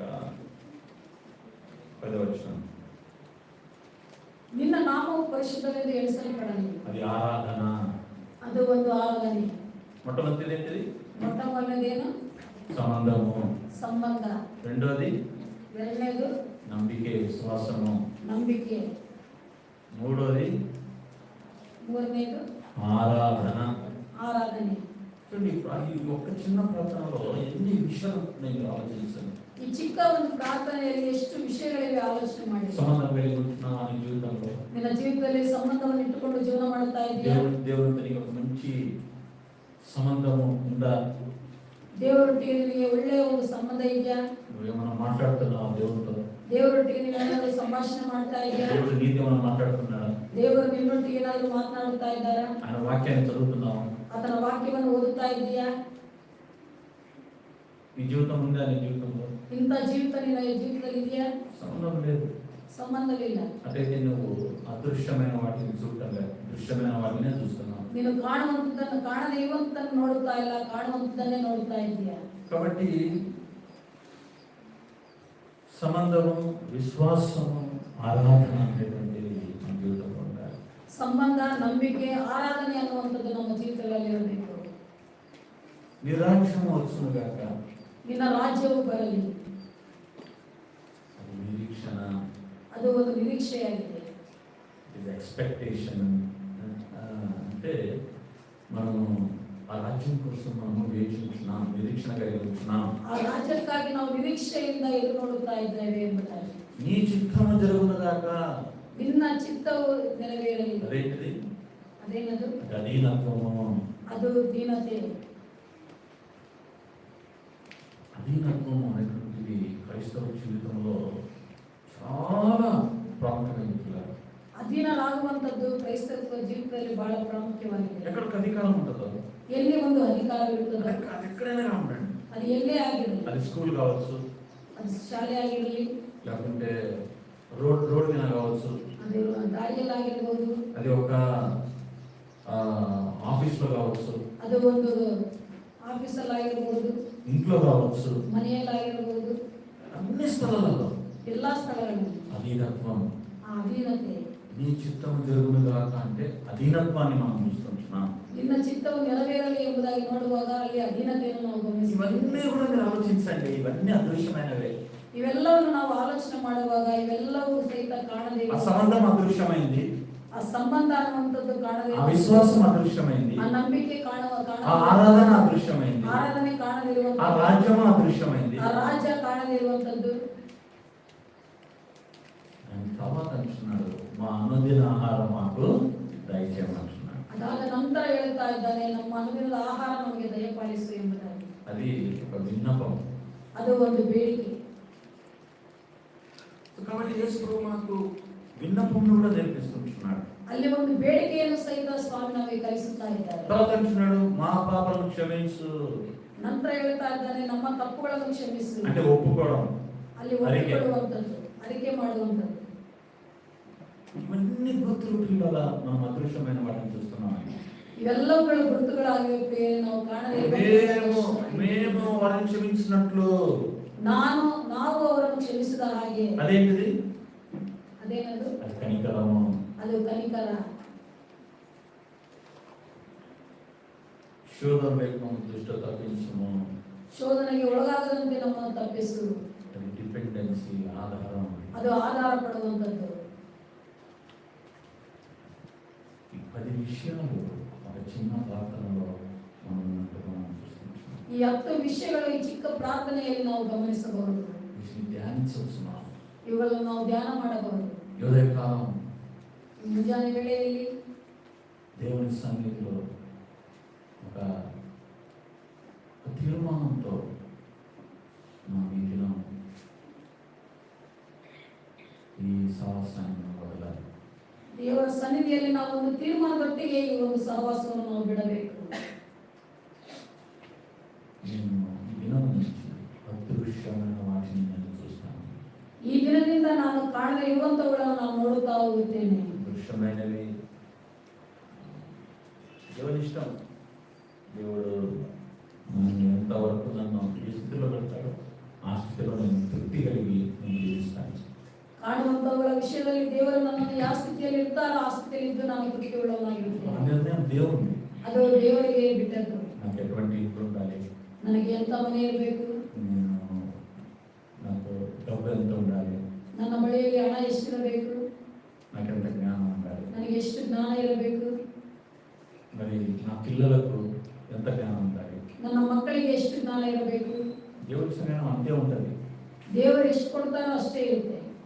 వాళ్ళకు 100లో 50 మార్కులు సంపాదించే జ్ఞానం దేవుడు ఇచ్చింటాడు. 100ರಲ್ಲಿ 50 ಅಂಕಗಳನ್ನು ಪಡೆಯುವಷ್ಟು ಜ್ಞಾನ ದೇವರು ಕೊಟ್ಟಿರ್ತಾರೆ. మనము 80-90 రావాలంటే రావై. ಅವರಿಗೆ ನಾವು 80-90 ಬರಬೇಕು ಎಂಬುದಾಗಿ ಬಯಸ್ತಾರೆ, దేవుడు ಬರುವುದಿಲ್ಲ. అంత ఇచ్చిండు. ದೇವರಷ್ಟು ಕೊಟ್ಟಿದ್ದಾರೆ. దానికి తలబలపడం, దానికి ఏడవడం, ಅದಕ್ಕಾಗಿ ತಲೆ ಹೊಡೆದುಕೊಳ್ಳುವಂಥದ್ದು, ಅದಕ್ಕಾಗಿ ಅಳುವಂಥದ್ದು, ఫస్ట్ రాలేదు నువ్వు, ನೀನು ಮೊದಲನೇ ಸ್ಥಾನ ಬಂದಿಲ್ಲ, ప్రయాసపడదాం, ప్రోత్సహించడం, ಕಷ್ಟಪಡೋಣ, ಉತ್ತೇಜನ ಮಾಡೋಣ, ట్యూషన్ పంపడం. ಟ್ಯೂಷನ್ಗೆ ಕಳಿಸೋಣ. అయితే తల బాదుకొని చింతించి బాధపడే వస్తాం. ತಲೆಯನ್ನು ಹೊಡೆದುಕೊಂಡು ನಾವು ದುಃಖಪಟ್ಟು ಅಳುವಂಥದ್ರಲ್ಲಿ ಅರ್ಥವಿಲ್ಲ. కాబట్టి ఈ ప్రార్థనటువంటి విషయాలను మనం నేర్చుకుందాం. ಈ ಪ್ರಾರ್ಥನೆ ಇರುವಂತಹ ವಿಷಯಗಳನ್ನು ನಾವು ಕಲಿಯೋಣ. కనికరం కనికరం కలిగి ఉందాం, కరుణ ఉಳ್ಳವರಾಗಿರೋಣ, క్షమిస్తూ ఉందాం. ಕ್ಷಮಿಸುವಂತವರಾಗಿರೋಣ. క్షమించడం కష్టం, ಕ್ಷಮಿಸುವಂಥದ್ದು ಬಹಳ ಕಷ್ಟ. మన శరీరం అస్సలు ఒప్పుకోదు. ನಮ್ಮ ಶರೀರ ಅದಕ್ಕೆ ಒಪ್ಪುವುದಿಲ್ಲ. ఎవరైనా మనం ఏమనంటే ಯಾರಾದರೂ ನಮ್ಮನ್ನು ಏನಾದರೂ ಅಂದಾಗ, తిరిగి ఏమన్నా అన్నప్పుడే కొద్దిగా సమాధానం, ತಿರುಗಿ ನಾವು ಏನಾದರೂ ಅಂದಾಗ ಮಾತ್ರ ನಮಗೆ ಸಮಾಧಾನ. అంతవరకు సమాధానమే ఉండదు. ಅಲ್ಲಿಯವರೆಗೂ ನಮಗೆ ಸಮಾಧಾನವಿರುವುದಿಲ್ಲ. ఎవరైనా మనల్ని గాయపరిస్తే, ಯಾರಾದರೂ ನಮಗೆ ಗಾಯ ಮಾಡಿದರೆ తిరిగి గాయపరచాలి. ತಿರುಗಿ ಅವರಿಗೆ ನೋವು ಮಾಡಬೇಕು. అంటే మన రక్షకుడైన యేసు ప్రభు ಆದರೆ ನಮ್ಮ ರಕ್ಷಕನಾದ ಯೇಸು ಸ್ವಾಮಿ మన ఎవరిని గాయపరచలేదు, ಆತನು ಯಾರಿಗೂ ನೋವನ್ನು ಉಂಟು ಮಾಡಲಿಲ್ಲ, ఎవరిని కూడా హీనపరచలేదు. ಯಾರನ್ನು ಕೂಡ ಆತನು ಹೀಯಾಳಿಸಿಲ್ಲ. చాలా సంఘాలలో వీరులను హీనపరుస్తూ ఉంటారు. ಬಹಳಷ್ಟು ಸಭೆಗಳಲ್ಲಿ ಬಡವರನ್ನು ಬಹಳಷ್ಟು ಕೀಳಾಗಿ ನೋಡುತ್ತಾರೆ, ದುಃಖಪಡಿಸುತ್ತಾರೆ. కొంతమంది నాకు వచ్చి ఏడుస్తూ చెప్తూ ఉంటారు, ಕೆಲವರು ನಮ್ಮ ಬಳಿಯಲ್ಲಿ ಬಂದು ಅಳುತ್ತಾ ಹೇಳ್ತಾ ಇರ್ತಾರೆ. నేను వాటికి అసలు యేసు సంఘాలను కూడా గుర్తించాను. ನಾನು ಅಂತ ಸಭೆಗಳನ್ನು ಯೇಸು ಸ್ವಾಮಿ ಸಭೆಗಳೆಂಬುದಾಗಿ ಸಹಿತ ಗುರುತಿಸುವುದಿಲ್ಲ. అయితే యేసు ప్రభువును గాయపరిచారు, యేసు ప్రభువును తృణీకరించారు, యేసు ప్రభువును గేలి చేశారు. ಯೇಸು ಸ್ವಾಮಿಯನ್ನು ದುಃಖಪಡಿಸಿದರು, ಯೇಸು ಸ್ವಾಮಿಯಲ್ಲಿ ನೋವನ್ನು ಉಂಟು ಮಾಡಿದರು, ಯೇಸು ಸ್ವಾಮಿಯನ್ನು ಅಲಕ್ಷ್ಯ ಮಾಡಿದರು, ಅಶ್ರದ್ಧೆ ಮಾಡಿದರು. ఆయన తిరిగి ఏం చేయలేదు. ಅದನ್ನು ತಿರುಗಿ ಏನು ಸಹಿತ ಮಾಡಲಿಲ್ಲ. అదే ఆయన మహిమ, ಅದೇ ಆತನ ಒಂದು ಪ್ರಭಾವ. ఆ జీవితాన్ని మనకి ఇవ్వాలి ప్రభు. ಆ ಒಂದು ಜೀವಿತವನ್ನು ದೇವರು ನಮಗೆ ಕೊಡಲಿಕ್ಕೆ ಬಯಸುತ್ತಾ ಇದ್ದಾನೆ. ఏమన్నంటే అనివ్వండి, పర్లేదు. ಯಾರಾದ್ರೂ ಏನಾದ್ರು ಅಂದ್ರೆ ಆಗಲಿ, చాలా కష్టం అవుతుంది మనకు, ಬಹಳ ದುಃಖ ಆಗುತ್ತೆ, శరీరంలో చాలా కష్టం అవుతుంది. ಶರೀರದಲ್ಲಿ ಬಹಳ ನೋವಾಗುತ್ತೆ. అందుకు ఇలా అన్నాడు, ನನ್ನನ್ನು ಯಾಕೆ ಈ ರೀತಿಯಲ್ಲಿ ಮಾತನಾಡಿ, నా విషయంలో ఇలా ఎందుకు అనుకున్నారు, ನನ್ನ ವಿಷಯದಲ್ಲಿ ಯಾಕೆ ಈ ರೀತಿ ತಪ್ಪಾಗಿ ಅರ್ಥ ಮಾಡಿಕೊಂಡಿದ್ದಾರೆ. కష్టం అవుతుంది అప్పుడు. ನಮಗೆ ಕಷ್ಟಕರವಾಗಿರುತ್ತದೆ. అటువంటి సమయంలో ಅಂತ ಒಂದು ಸಮಯದಲ್ಲಿ మన రక్షకుడైన యేసు ప్రభువును మనం చూసినట్లయితే ನಮ್ಮ ರಕ್ಷಕನಾದ ಯೇಸು ಸ್ವಾಮಿಯನ್ನು ನಾವು ನೋಡುವಾಗ మనం సమాధానాన్ని పొందగా, ನಾವು ಸಮಾಧಾನವುಳ್ಳವರಾಗಿರಬಹುದು. క్షమించేటువంటి కనికరము దేవునికి ఒక జీవితం మనకు ఉండాలి. ಕ್ಷಮಿಸುವಂತ ಕರುಣೆ ಉಳ್ಳಂತ ಒಂದು ಜೀವಿತ ನಮ್ಮಲ್ಲಿ ಇರಬೇಕು. స్టెఫెన్ కనికరం కలవాడు, ಸ್ಟೆಫೆನನು ಕರುಣೆ ಉಳ್ಳವನಾಗಿದ್ದಾನೆ, యవనస్తుడు. ಆತನು ಯವನಸ್ಥನಾಗಿದ್ದಾನೆ. ఆయన ఏ ఎత్తుకు ఎదిగాడంటే, ಆತನು ಎಷ್ಟು ದೊಡ್ಡ ವ್ಯಕ್ತಿಯಾದನೆಂದರೆ, యేసు ప్రభులాగానే ప్రభా మీరేం చేస్తున్నారు, మీరు శక్తి లేదు కనుక నేను చేయి, నువ్వు క్షమించు. ಯೇಸು ಸ್ವಾಮಿಯ ಹಾಗೆ ಆತನು ಸಹಿತ ಇವರು ಏನು ಮಾಡುತ್ತಾ ಇದ್ದಾರೋ ಇವರು ಅರಿಯರು, ಇವರನ್ನು ಕ್ಷಮಿಸು ಎಂಬುದಾಗಿ ಕೇಳಿಕೊಂಡನು. కనికరంతో నిండి ఉన్నాడు, ಕರುಣೆಯಿಂದ ತುಂಬಿದ್ದವನಾಗಿದ್ದಾನೆ. భర్తలు కనికరంతో నిండి ఉండాలి. ಗಂಡಂದಿರು ಹೆಂಡತಿಯರ ವಿಷಯದಲ್ಲಿ ಬಹಳ ಕರುಣೆಯುಳ್ಳವರಾಗಿರಬೇಕು. అదే సమయంలో భార్య కూడా కనికరం కలిగి ఉండాలి. ಅದೇ ರೀತಿಯಲ್ಲಿ ಹೆಂಡತಿಯರು ಸಹಿತ ಕರುಣೆಯುಳ್ಳವರಾಗಿರಬೇಕು. తప్పులు పడుకోవడం, వెంటనే మాట్లాడడం, తీర్పు చేయడం, ತಪ್ಪು ಕಂಡುಹಿಡಿಯುವಂಥದ್ದು, ಬೇಗ ಬೇಗ ಮಾತನಾಡುವಂಥದ್ದು, ತೀರ್ಪು ಮಾಡುವಂಥದ್ದು, చిన్న చిన్న విషయాలలో భర్తలను నిందించడం, ಚಿಕ್ಕ ಚಿಕ್ಕ ವಿಷಯಗಳಲ್ಲಿ ಗಂಡಂದಿರನ್ನ ನಿಂದಿಸುವಂಥದ್ದು,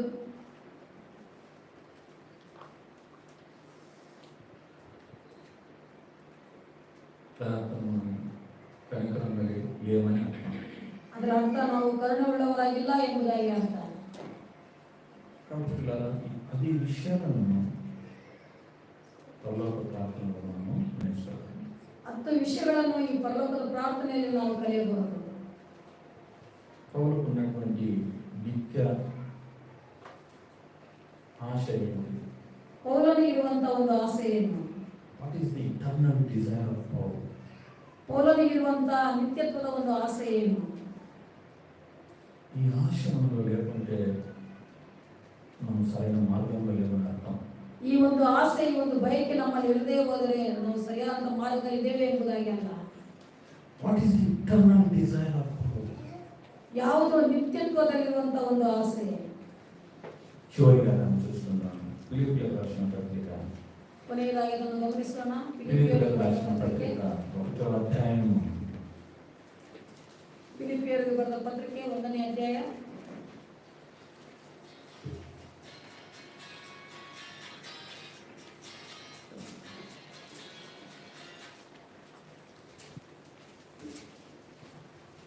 23వ వచనంలో ಫಿಲಿಪಿಯರು ಬರೆದ ಪತ್ರಿಕೆ 1ನೇ ಅಧ್ಯಾಯ 23ನೇ ఈ ವಚನ. రెంటి మధ్యను ఇరుకబడి ఉన్నాను, నేను వెడలిపోయి క్రీస్తుతో కూడా నుండవలనని నాకు ఆశ ఉన్నది, అది నాకు మరి మేలు అంటున్నాడు. ಈ ಎರಡರ ನಡುವೆ ಸಿಕ್ಕಿಕೊಂಡಿದ್ದೇನೆ, ಇಲ್ಲಿಂದ ಹೋಗಿಬಿಟ್ಟು ಕ್ರಿಸ್ತನ ಜೊತೆ ಇರಬೇಕೆಂಬುದೇ ನನ್ನ ಅಭಿಲಾಷೆ, ಅದು ಉತ್ತಮೋತ್ತಮ.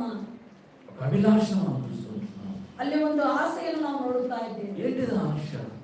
ಏನದು ಅಭಿಲಾಷೆ? నేను వెడలిపోయి క్రీస్తుతో నేను ఉండాలి, ನಾನು ಹೋಗಿಬಿಟ್ಟು ಕ್ರಿಸ್ತನ ಜೊತೆ ಇರಬೇಕು, ఇది నాకు మంచిది. ಇದು ನನಗೆ ಒಳ್ಳೆಯದು. అయితే నేను మీ కొరకు కొన్ని దినాలు ఇక్కడ ఉండాలనుకుంటున్నాను. లోకం ಆದರೆ ನಿಮಗಾಗಿ ಈ ಲೋಕದಲ್ಲಿ ನಾನು ಕೆಲವು ದಿನಗಳ ಕಾಲ ಇರಬೇಕೆಂಬುದಾಗಿ ಬಯಸುತ್ತಾ ఎటువంటి ಇದ್ದೇನೆ. ఆశ మీరు ఆలోచించండి. ಎಂತ ಒಂದು ಅಭಿಲಾಷೆ ನೋಡಿ, ఎటువంటి విశ్వాసం. ಎಂತ ಒಂದು ನಂಬಿಕೆ. అక్కడ ఎవరిని చూస్తున్నాడు ఆయన? ಅಲ್ಲಿ ಯಾರನ್ನು ನೋಡುತ್ತಾ ಇದ್ದಾನೆ, ఎవరితో ఉండాలని ఆశిస్తున్నాడు? ಯಾರ ಜೊತೆ ಇರಬೇಕೆಂಬುದಾಗಿ ಬಯಸುತ್ತಾ ಇದ್ದಾನೆ. నేను క్రీస్తుతో ఉండాలని ఆశిస్తున్నాను. ನಾನು ಕ್ರಿಸ್ತನ ಜೊತೆ ಇರಬೇಕೆಂಬುದಾಗಿ, నేను ఇక్కడ నుంచి వెళ్ళిపోవాలని ఆశిస్తున్నాను. ಇಲ್ಲಿಂದ ನಾನು ಹೊರಟು ಹೋಗಬೇಕು నేను ఇక్కడే ಎಂಬುದಾಗಿ, ఉండాలని ఆశ లేదు నాకు. ನನಗೆ ಇಲ್ಲೇ ಇರಬೇಕೆಂಬುವಂತ ಆಸೆ ಇಲ್ಲ. ఈ లోకం నుండి నేను అది తినాలి, ఇది తినాలి, అది కట్టాలి, ఇది చేయాలి, అది చేయాలి ఆశలు లేవు నాకు. ಈ ಲೋಕದಲ್ಲಿದ್ದು ಅದನ್ನು ಕಟ್ಟಬೇಕು, ಇದನ್ನು ಕಟ್ಟಬೇಕು, ಅದನ್ನು ತಿನ್ನಬೇಕು, ಇದನ್ನು ತಿನ್ನಬೇಕೆಂಬುವಂತ ಆಸೆ ನನಗಿಲ್ಲ. ఒకవేళ ఉంటే అది సంఘం కోసం కదా నేను ఆశిస్తున్నాను. ಒಂದು ವೇಳೆ ಇದ್ರೂ ಸಹಿತ ಅದು ಸಭೆಗಾಗಿ ಇರಬೇಕೆಂಬ, సంఘాన్ని కట్టడానికి నేను ఉండాలని ఆశిస్తున్నాను. ಸಭೆಯನ್ನು ಕಟ್ಟಬೇಕೆಂಬಂತ ಆಸೆ ನಾನು ಇರಬೇಕೆಂಬುದಾಗಿ ಬಯಸುತ್ತೇನೆ. అంతపోతే నాకు వేరే ఆశ ఏమి లేదు. ಅದನ್ನು ಬಿಟ್ಟರೆ ನನಗೆ ಬೇರೆ ಆಸೆ ಏನೂ ಇಲ್ಲ. ఓ మనకి ఎన్ని ఆశలు, ನಮಗೆ ಎಷ್ಟು ಆಸೆಗಳು. ఈ ఆశలతో సగం పాడైపోతున్నాం. ಈ ಒಂದು ಆಸೆಗಳಿಂದ ನಾವು ಬಹಳಷ್ಟು ಹಾಳಾಗಿ ಹೋಗುತ್ತೇವೆ. ನಾನು ಇದನ್ನು ಮಾಡಬೇಕು, ಅದನ್ನು ಮಾಡಬೇಕು, ಅದನ್ನು ಕಟ್ಟಬೇಕು, ಇದನ್ನು ಕಟ್ಟಬೇಕು, నేను ఇంత గొప్పని కాదు, నేను అంత గొప్పని, ನಾನು ಇಷ್ಟು ದೊಡ್ಡ ವ್ಯಕ್ತಿ ಆಗಬೇಕು, ಅಷ್ಟು ದೊಡ್ಡ ವ್ಯಕ್ತಿ ಆಗಬೇಕು, నేను పలానా దేశానికి వెళ్ళాలి, పలానా దేశానికి వెళ్ళాలి. ನಾನು ಇಂಥ ದೇಶಕ್ಕೆ ಹೋಗಬೇಕು, ಅಂತ ದೇಶಕ್ಕೆ ಹೋಗಬೇಕು. దేవుని అడిగామా ఆ విషయాన్ని? ಆ ವಿಷಯದಲ್ಲಿ ದೇವರನ್ನ ಕೇಳಿದ್ದೇವಾ? ప్రభు నేను పలానా దేశానికి నేను వెళ్ళొచ్చా? ಇಂಥ ದೇಶಕ್ಕೆ ನಾನು ಹೋಗಬಹುದಾ? దేవుడు ఏమనుకుంటే నాకేం? ದೇವರು ಏನ್ ತಿಳಿದುಕೊಂಡ್ರೆ ನನಗೇನು? నా ఆశ, నా ఇష్టం. ನನ್ನ ಇಷ್ಟ. ప్రభు అంటున్నాడు, నేను రెంటి మధ్య ఇరుకబడి ఉన్నాను, నేను వెడలిపోయి క్రీస్తుతో ఉండాలని నాకు ఆశ ఉన్నది, అది నాకు మరి లేదు. ಎರಡರ ನಡುವೆ ಸಿಕ್ಕಿಕೊಂಡಿದ್ದೇನೆ, ನಾನು ಹೋಗಿಬಿಟ್ಟು ಕ್ರಿಸ್ತನ ಜೊತೆ ಇರಬೇಕೆಂಬುದೇ ನನ್ನ ಅಭಿಲಾಷೆ. 24వ వచనం, అయినను నేను శరీరమందు నిలిచి ఉండుట మిమ్మును బట్టి మరి అవసరమై ఉన్నది. ಆದರೆ ನಾನಿನ್ನು ಶರೀರದಲ್ಲಿ ವಾಸ ಮಾಡಿಕೊಂಡಿರುವುದೇ ನಿಮಗೋಸ್ಕರ ಬಹು ಅವಶ್ಯವಾದದ್ದು. ఇటువంటి ఆత్మీయ ఆశను మనం కలిగి ఉన్నాం. ಪ್ರಿಯರೇ, ನಾವು ಇಂಥ ಒಂದು ಆತ್ಮಿಕವಾದಂತ ಒಂದು ಬಯಕೆಯನ್ನು ನಾವು ಇಟ್ಟುಕೊಳ್ಳೋಣ. లోకానికి ఎక్కువ మనం అంటుకొని ఉండకూడదు. ಈ ಲೋಕಕ್ಕೆ ನಾವು ಹೆಚ್ಚು ಅಂಟಿಕೊಂಡಿರಬಾರದು. ఈ లోక విషయాల కోసం ఎక్కువ ఆలోచించకూడదు. ಈ ಲೋಕದ ವಿಷಯಗಳಿಗಾಗಿ ನಾವು ಹೆಚ್ಚು ದುಃಖ ಪಡಬಾರದು. అది ఉన్నప్పుడే లేకున్నా ಅವು ಇದ್ರೂ ಒಂದೇ, ಇಲ್ಲದೆ ಇದ್ದರೂ ಒಂದೇ. దేవుడు ఆ దినం ఆహారం ఇచ్చిండా, తిన్నామా, దేవుడు స్తోత్రం అంతే. ಆ ದಿನ ದೇವರು ಎಷ್ಟು ಆಹಾರ ಕೊಟ್ಟಿದ್ದಾನ, ತಿಂದುವ ಮುಗೀತು. రేపు ఉంటామో లేదో మనకు తెలియదు. ನಾಳೆ ಇರ್ತೀವೋ ಇಲ್ಲೋ ನಮ್ಗೆ ಗೊತ್ತಿಲ್ಲ. ఏ గ్యారెంటీ లేదు, గ్యారెంటీ లేదు. ಯಾವ ಗ್ಯಾರಂಟಿ ಇಲ್ಲ, ಯಾವ ಗ್ಯಾರಂಟಿ ಇಲ್ಲ. మనిషికి ఏ రెండు లేవు. ಮನುಷ್ಯನಿಗೆ ಎರಡೂ ಇಲ್ಲ. అది ఈ ఆశ కలిగి ఉంటాడు. ಆದರೆ ಈ ಒಂದು ಆ ಬಯಕೆ ಉಳ್ಳವರಾಗಿರುವಂಥದ್ದು. ఒకవేళ శరీరం మనం నిలుచున్నామా, ಒಂದು ವೇಳೆ ಶರೀರದಲ್ಲಿ ಇದೀವಾ, నీకోసం, ನಿನಗಾಗಿ, సంఘం కోసం, ಸಭೆಗಾಗಿ, నా సహోదర నా సహోదరుల కోసం ನನ್ನ ಸಹೋದರ ಸಹೋದರರಿಗಾಗಿ, వాళ్ళకు ప్రార్థిస్తాను. ಅವರಿಗಾಗಿ ನಾನು ಪ್ರಾರ್ಥನೆ ಮಾಡುತ್ತೇನೆ. 4 మాటలు వాళ్ళ కోసం చెప్తాను. ಅವರಿಗಾಗಿ ಒಂದು 4 ಮಾತುಗಳನ್ನು ನಾನು ಆಡುತ್ತೇನೆ. 4 సువార్తను ప్రకటిస్తాను. 4 ಜನರಿಗೆ ನಾನು ಸ್ವಾರ್ಥೆಯನ್ನು ಸಾರುತ್ತೇನೆ. పక్కలో ఉండేటువంటి పల్లెటూరుకు వెళ్ళి ఒక చిన్న సంఘం ఏమైనా కట్టడానికి ప్రయత్నం చేస్తాను. ಪಕ್ಕದಲ್ಲಿರುವಂತ ಒಂದು ಹಳ್ಳಿಗೆ ಹೋಗಿ ನಾನು ಚಿಕ್ಕ ಸಭೆಯನ್ನು ಕಟ್ಟಲಿಕ್ಕೆ ಪ್ರಯತ್ನ ಮಾಡುತ್ತೇನೆ. ప్రభు నీళ్ళ ద్రాక్షరసం చేస్తాను నా కోసం. ನನಗಾಗಿ ದೇವರು ನೀರನ್ನು ದ್ರಾಕ್ಷರಸವಾಗಿ ಮಾಡಬಲ್ಲನು. నేను ఎక్కడన్నా పడిపోకుండా అక్కడ రొట్టె చేపలు ఒకటో రెండు ఇస్తాడు. ನಾನು ಎಲ್ಲಾದರೂ ಬಿದ್ದು ಹೋಗದಂತೆ ನನಗೆ ರೊಟ್ಟಿ ಮೀನನ್ನು ಸಹಿತ ಒದಗಿಸಬಲ್ಲನು. అంత ఉంటే చాలు. ಅಷ್ಟಿದ್ದರೆ ಸಾಕು. దేవుని రాజ్యాన్ని మనం కోరుకునే వారిగా మనం ఉందాం. ದೇವರ ರಾಜ್ಯವನ್ನು ನಾವು ಬಯಸುವಂತವರಾಗಿ సంబంధం కలిగి ఉందాం. ಹಾಗಾಗಿ ನಾವು ಸಂಬಂಧವುಳ್ಳವರಾಗಿರೋಣ, విశ్వాసం కలిగి ఉందాం, ನಂಬಿಕೆಯುಳ್ಳವರಾಗಿರೋಣ, ఆరాధన చేసేవారిగా మనం ఉందాం, ಆರಾಧನೆ ಮಾಡುವಂತವರಾಗಿರೋಣ, నిరీక్షణతో మనం ఉందాం, ನಿರೀಕ್ಷೆ ಉಳ್ಳವರಾಗಿರೋಣ, అధీనులుగా మనం జీవించుదాం, ಅಧೀನರಾಗಿರೋಣ,